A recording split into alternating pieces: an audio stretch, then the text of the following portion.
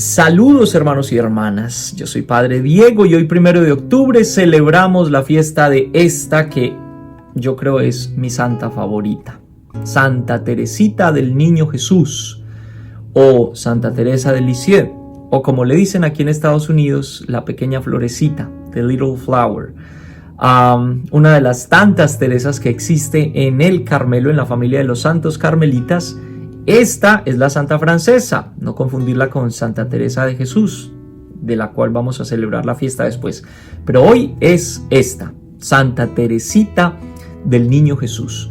Entonces hoy, como celebramos esta memoria y como yo la quiero tanto, vamos a leer el Evangelio de Mateo en el capítulo 18, los versículos 1 al 4.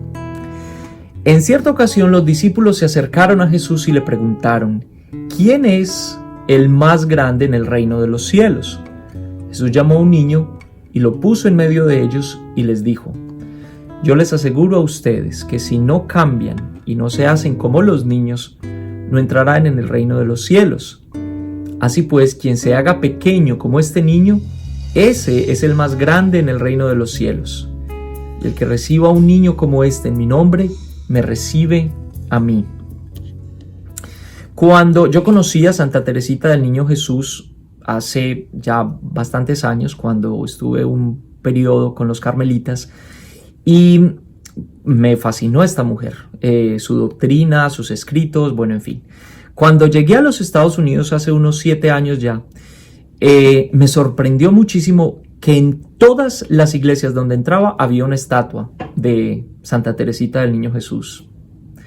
No me imaginé que fuera tan amada esta santa en esta iglesia particular de los Estados Unidos. Es realmente muy, muy, muy querida. ¿Por qué es importante Teresita?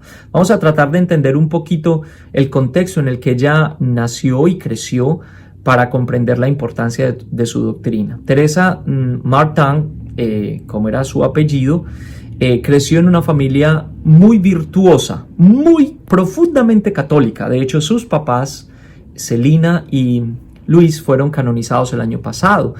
Y habiendo crecido en una familia tan virtuosa, de unos profundos valores católicos, todas sus hermanas terminaron también en el monasterio. Ella desarrolló una sensibilidad particular hacia las cosas del espíritu, una sensibilidad particular que le ayudó a enfrentarse precisamente una espiritualidad propia de su época que era absolutamente rígida, el jansenismo, una corriente espiritual que fue condenada después por el Papa Inocencio X en 1653, muchos años antes de ella, pero que le tocó vivir como los últimos coletazos, una espiritualidad que hacía mucho énfasis en el pecado de las personas, en su indignidad frente a Dios, y que como que los atosigaba con prácticas espirituales muy duras, largos ayunos, mortificaciones corporales, el sentimiento de indignidad frente a Dios. Fue una doctrina que causó mucho daño en la mentalidad de los católicos, no solamente de Francia, sino de Europa y por supuesto de nosotros también en todo el mundo, por la herencia que tenemos precisamente como de esa espiritualidad rígida. Entonces, el contraste entre esta sensibilidad propia de Santa Teresita del Niño Jesús, su corazón delicado, la delicadez de su naturaleza y la rigidez de esta doctrina hacen precisamente que una monja del siglo XIX, que no tiene ninguna influencia sobre los círculos teológicos o jerárquicos de su época, termine siendo una impactante influencia sobre católicos, cristianos, inclusive musulmanes, millones de ellos a través de la historia hasta el día de hoy. Santa Teresita entra al monasterio cuando tiene apenas 15 años por un permiso especial de su obispo, y durante 9 años solamente que logra vivir, muere a los 24 años, muestra la grandeza de su espíritu, la forma tan original como ella comprende las Escrituras, como comprende este llamado a la santidad, que lo podríamos como resumir en el camino del amor o la ciencia del amor, como lo va a llamar después San Juan Pablo II cuando le entrega el título de doctora de la Iglesia en 1997. Su doctrina no es una doctrina complicada, es una doctrina muy sencilla, es la doctrina del abandono completo en la misericordia de Dios, que se basa no en la justificación por los méritos de las propias obras o por las largas penitencias que hacían en el convento, ni siquiera por su inteligencia o por su intelecto, solamente en la confianza profunda de la misericordia y del amor de Dios, que todo lo completa, que todo lo llena. Siendo ella incapaz de alcanzar grandes méritos precisamente para considerarse santa, y ella misma lo dice en sus obras, dice: lo único que yo puedo hacer, como si fuera el hijo menor de la corte del rey, es amar y es poner alegría en las cosas que hago, es no pretender grandes hazañas en mi fe, sino ponerle simplemente amor a todo lo que yo hago.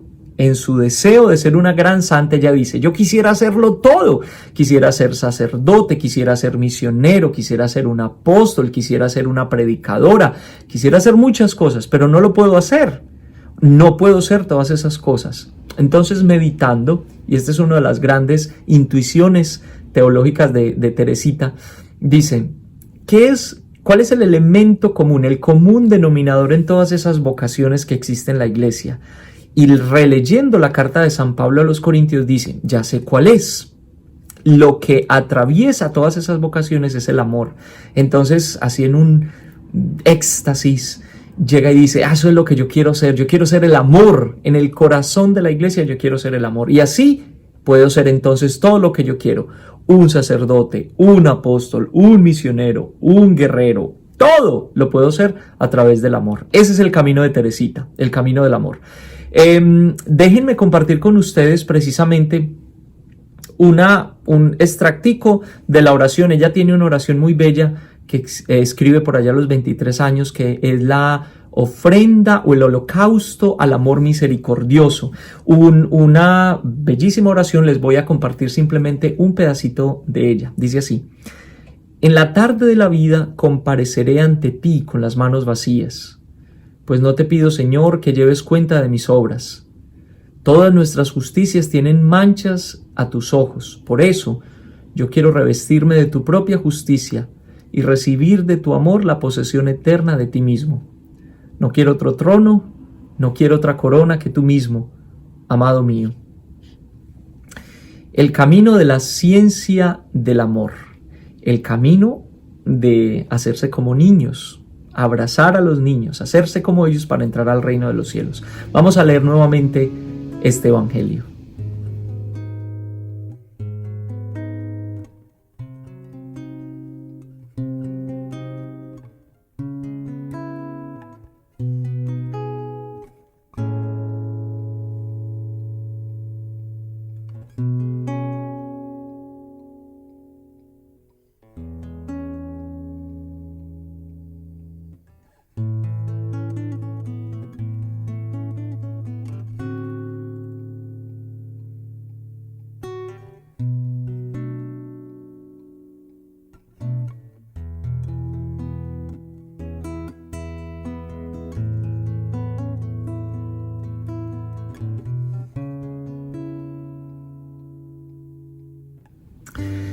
El camino de Teresita fue el camino del amor, como ya les decía.